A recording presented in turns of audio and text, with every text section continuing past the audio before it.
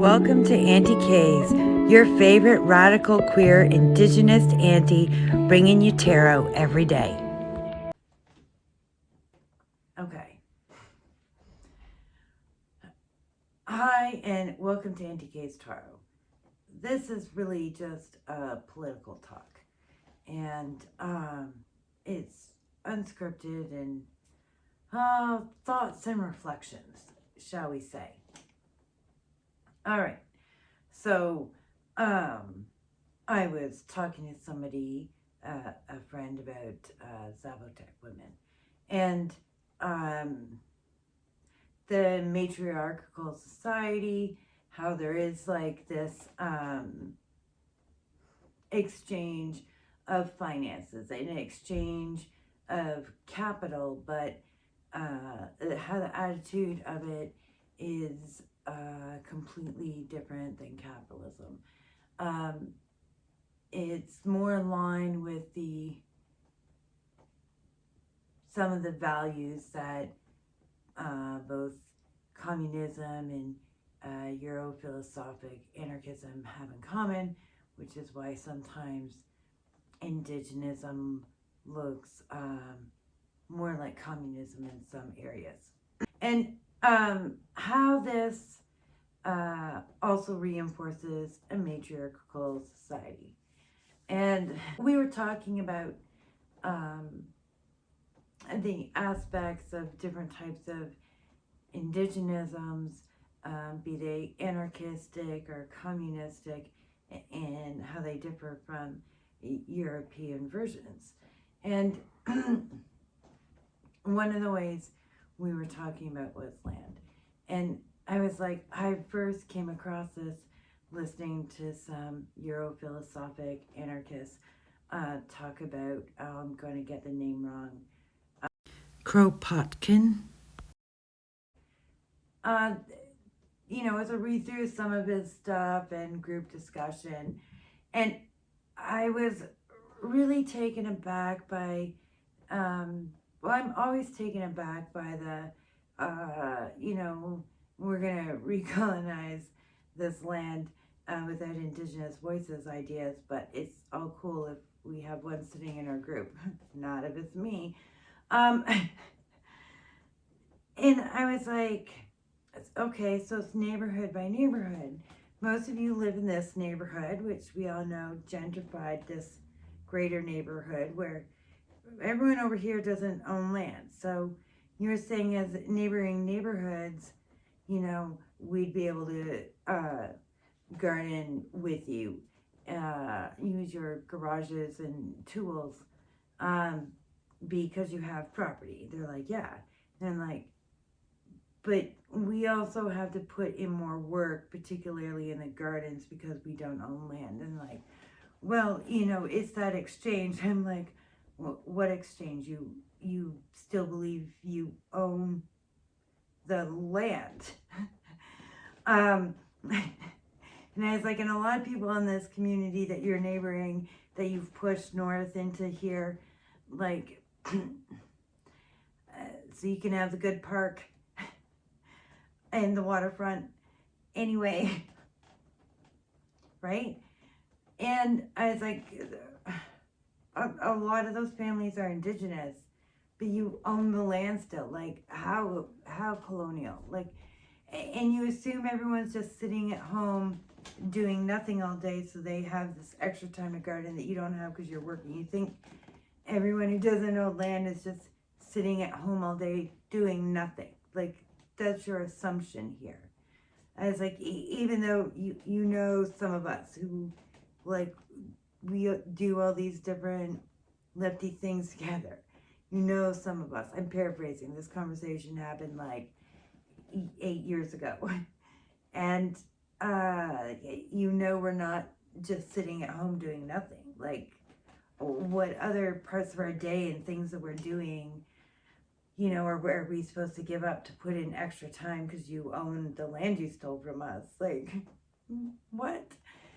Anyway, so then I was involved with, BIPOC folks, including one with Indigenous roots to Mexico. And I saw what my friend was talking about in the same sort of corrupted colonial capitalist way. We were talking about the reciprocity, which was is a big part of Zapotec matriarch movement, reciprocity of capital, the Zapotec culture. And there's areas where it's still occurring. And and I was like, yeah, like I saw a corrupted version of that where like these friends, I was talking to them about, how they were talking about the reciprocity of how they like run their farm, and because of it, you can do it even without capital, right? And I kept walking it back, okay, and this, and if you don't have this, where is that coming from? Oh, okay. And I kept walking it back and walking it back till it was like the need for feed and land. And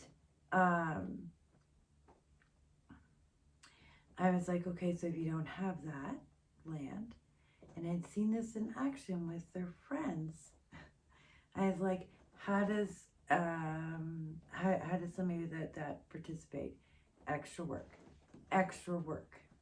again.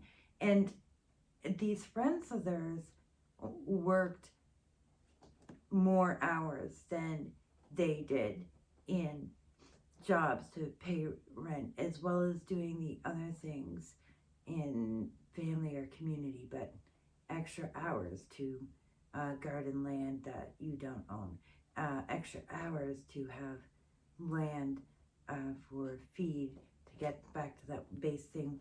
Always comes back to that base thing. And if you don't have land, but you still want to own land under decolonization, because that ultimately is what settler colonialism is based on: the taking of land, the holding of land, the labor to have it, right? I had to pick something that I saw had fallen to the floor up. So whether it's capitalist or communist or anarchist, lefty to, we're going to do something reciprocal, we're going to make it more fair on stolen land, the still base requirement comes down to land. And I think this is one of the differences in world indigenous versions of ways of moving goods and services, in whichever fair, just version it is. There isn't the same base barrier, and depending on which version you go with, there's more or less, there is still like some level of non-equality, more so on others. There are those that are very base, but none of it's like this. It's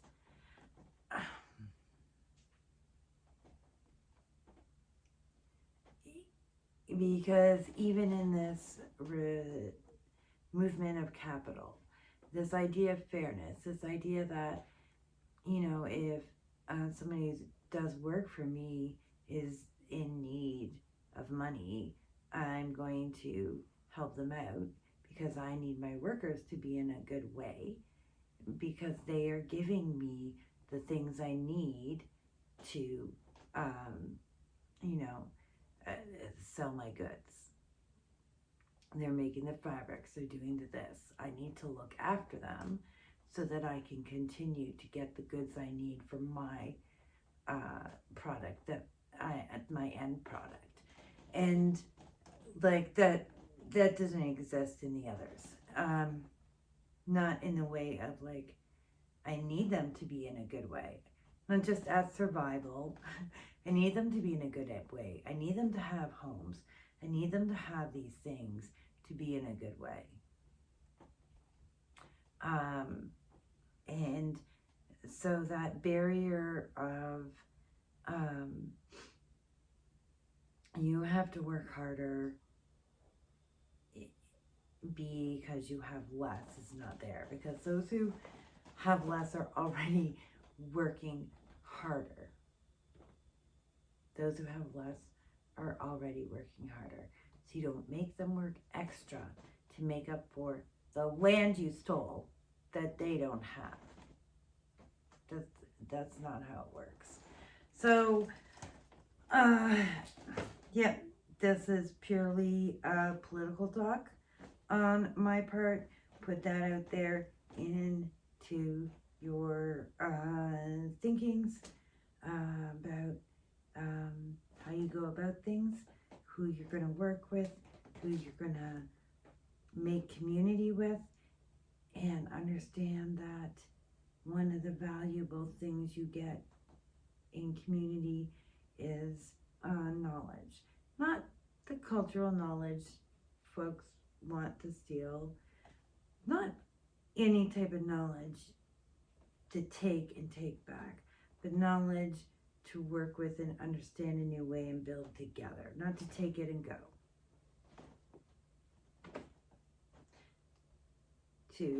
And that's why it takes time and relationships to be given access to real in-depth knowledge, but because it's not so you can take it and go. It's to build. Anyway, talk to you later, folks.